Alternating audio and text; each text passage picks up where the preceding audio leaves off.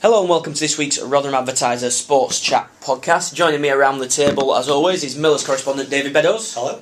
And news editor Michael Upton. Very good Monday, everyone. Gentlemen, we finally have a win to talk about, finally have some goals to talk about, so we'll dive straight into the action from Saturday's 2-1 win against Brentford, Dave. And it was a much more like a Neil Warnock team performance, wasn't it? It was, and it was a lot like old time, wasn't it? You know, Rotherham sort of pinning a team in down at the cop end in the second half, battering them eyeballs into the box, never relenting, and then finally the opposition giving in with that winner. So it was very much that, wasn't it? They were direct, and it was deserved in there. I think Rotherham wanted it more. And it wasn't just on the pitch that it was like old times. In the stands as well, the atmosphere was electric, wasn't it? Well, smallest league crowd of the season and probably the noisiest. Yeah. So that one out. But I think, the ref, Mr. Brown, has got over his Ario Pante with that decision, and it just seemed to galvanise everybody and really, stoke the fires. Just to talk about that decision then, Michael, it's been replayed and replayed and replayed, and still I don't think there's one person who was sat in that ground who can justify why the referee gave a penalty against Lee Fracklinton for that tackle on Canos when he clearly diverted the ball away. Well, who'd be a referee? Not least because you have to make decisions like that, but also because you have 10,000 people questioning them. Bizarre decision. I can only imagine that he assumed that Frex had caught the player before he cleared the ball, but you watch it from any different angle, there's no way that could possibly be a foul. And Dave, that did get the fans going, didn't it? It was sort of a hark back to the days of Rotherham against the world, siege mentality, weren't it? And that seems to be what the fans thrive off of. It is. I mean, that's the sort of decision that can help get you relegated, isn't it? That refereeing decision. I mean, there was. Look at the previous two games. Burnley, Joe Neal's late chance that were missed. Big first half penalty call at Reading as well. And you think this is another injustice. Nothing's going to go our way. But they dug in and they used it as a positive, didn't they? Turn it that way and drove on and won. They did, and it was so nice to see, wasn't it? The attacking intent of some of the players. Jerome Thomas, for example, making his first start for Rotherham United, attacking the fullback and trying to get round the outside of him. Lee Fracklinton, the skipper, back in the starting lineup, driving on from midfield and getting to the edge of the area. It was refreshing, wasn't it? It was. I mean, Thomas, he showed a willingness to take players on. He tired a bit in the second half, didn't he? As did Best to an extent. But I mean, Fracklinton, for me, I know we had a lot of candidates for man of the match. He was the standout. That's right, Michael. I mean, on Twitter we put the question out for man of the match. It was hard to pick one from our point of view because there were so many good performers. We got called for Lee Camp, who made a couple of splendid saves, including the penalty, couldn't do anything about the rebound. Fraser Richardson with them two vital blocks towards the end, as good as goals. There was Joe Mattock, who had a very, very good game, possibly his best in a Rotherham shirt.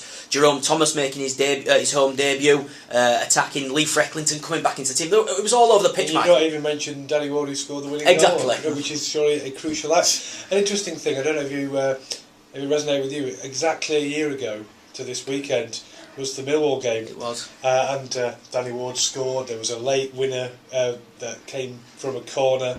It was a scrappy game against a London side at a crucial time of the year.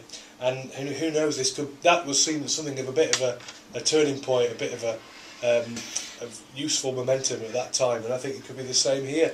I think it's very important that we got this win at this point, because Bristol City won again at the weekend.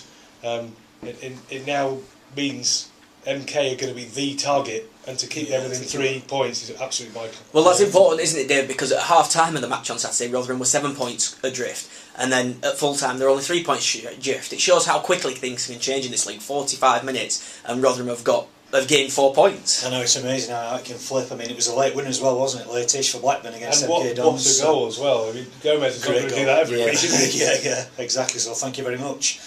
But I think, we said before, it's just about staying in touch. And I spoke to Neil on Thursday, and he said if the 3 behind, even going into that MK Dons game in early April, he'd take that.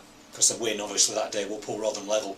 It's about staying in touch. Well, looking forward then, it doesn't get any easier, does it, for Rotherham United? They've got an away trip to South Yorkshire rival Sheffield Wednesday, who are currently 6th in the league.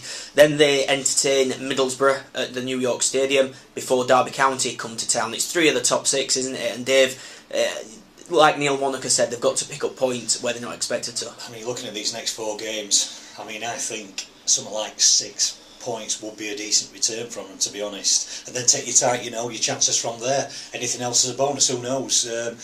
You're getting to the silly season now when strange results can start happening. So let's hope it starts, flipping our way. Bit of a premonition there from Mr. Beddows, Michael.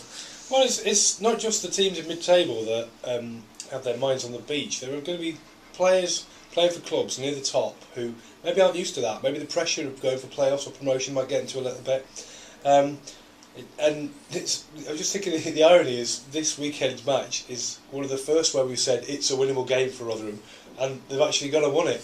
It tends to have been against the bigger sides that they've got better results because the pressure's off a bit. Well, that is true. In fact, looking at Rotherham's season, they have, as we've said before on this podcast, they have got more points against top half teams at home than bottom half teams away. So that is a good formula, and that bodes well for Derby and Middlesbrough coming to town, doesn't it, Dave? It doesn't. I think you can tick through the last 12 games and probably in every one but 2 or 3 will be underdogs. So, what more motivation do you need to go and upset the apple cart? I don't think there's anything to fear from Middlesbrough either. If you remember that game at Riverside, they gave a good account of themselves. Yeah. Only lost by the single goal, I believe, from what I remember.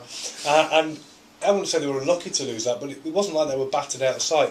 Middlesbrough don't score that many goals. It could be very tight, and with a home crowd behind them, there's a possibility this could be somewhere you can pick up points. If you start stripping this down, we've got Sheffield Wednesday out for Ostrieri. Forestieri is that? Yeah. Frankie Forrester, Dave. That's it. We've got Middlesbrough, like Mike says, have faltered a bit lately. They're quite a dour side as well. Derby haven't been convincing, have they? And then to end the month, Ipswich, who were, a 50-50 playoff chance. So you start looking at it more closely. Maybe not that daunting, but in the context of the season, this is a hard run though.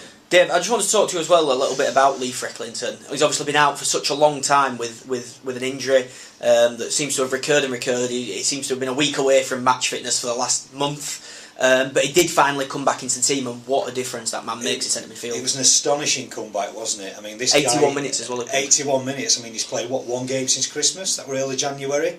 And to come, I think you've got to give him the man of match purely because of what he did defensively as well as offensively. It was a driving force. There were big contributions from others. He was like the catalyst. Others followed his lead. Michael, there's no one else like him in the Rotherham squad. When he's missing, it's blatantly obvious, isn't it? Absolutely. And the flip side of that, I don't think it would be an overstatement to say that when Lou Frecklinton play well, Rotherham play well. He does make the side tick.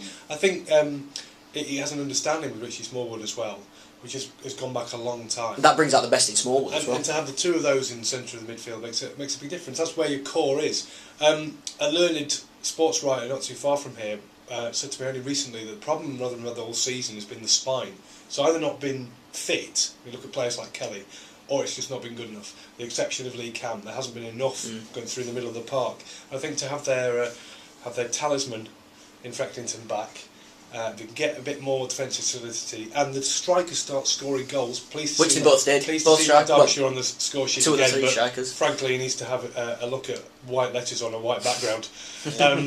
Have the 2 strikers score again. It's also very encouraging. If you can get that spine all working well, then that's all very important. It's ironic that we've been talking about the players who have come in as like Best and Jerome Thompson, Frecklinton. It were 2 of the established Derbyshire and Danny Ward who got the goals. Well, it just goes to show that maybe freshening it up a little bit, new players can bring out the best in other people. That's it. As well, Dave, did you find it interesting that Frecklinton wasn't captain on Saturday? Club captain, but Kirk Broadfoot still led the team out like he has done for the last few weeks in Frecklinton's absence. That's it. Broadfoot has played very well. Not been quite as good lately, but we're talking about continuity these days, aren't we? And Broadfoot, he's had that armband ante for a month or 2, so probably Neil just wants to keep that going.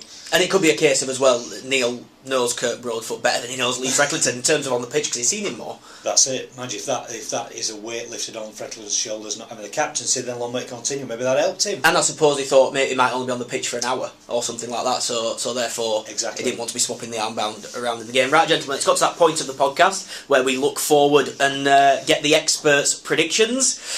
Sheffield Wednesday, big South Yorkshire derby. Sheffield Wednesday obviously having a good season, spent a lot of money and are expected to do well this season. But as we know, anything can happen in a derby, can't it? And Neil Warnock, of course, with his Sheffield United connections, going back to Hillsborough, where I'm sure he'll be relishing the touchline antics. Dave, what do you think is going to happen? Well, rubbing your forehead while you say this, it's not a good sign. It's because Wednesday are decent now, aren't they? They've got a recent good record. I can see it being a tight game somehow. I think I'll go for a low-scoring draw. I think Neil's got a decent record there as well, and I'll say 1 apiece. Michael? Well, unfortunately, you've stolen my thunder there. I can't see either side scoring many in this game. dare I say it, Wednesday have been stuttering a little bit lately. 2 draws and a defeat in their last 3 games. So I have to be very careful what to say about anything in relation to our deadly rivals. I think a draw would satisfy Rotherham more than it would satisfy Wednesday, and I think Rotherham fans would be delighted to get under their skin that way. So I'm going to go for that. A bit more defensive solidity, and who knows, maybe Mr. Derby should be on a bit of a run. Well, these goals do seem to come in spurts, and God knows that Rotherham need them between now and the end of the season. More of a flood than a spurt. Gentlemen, I'll say thank you very much for your time. If you'd like to get your predictions across to us for the Sheffield Wednesday game, you can by tweeting us at RothTiserSport. The match, you can sign up for free to the match in your inbox every Monday lunchtime. Don't forget as well to pick up your advertiser on Friday. All the reaction from Saturday's victory, as well as looking forward to that big Sheffield Wednesday game next week. I'll thank you for your time and thank you for listening.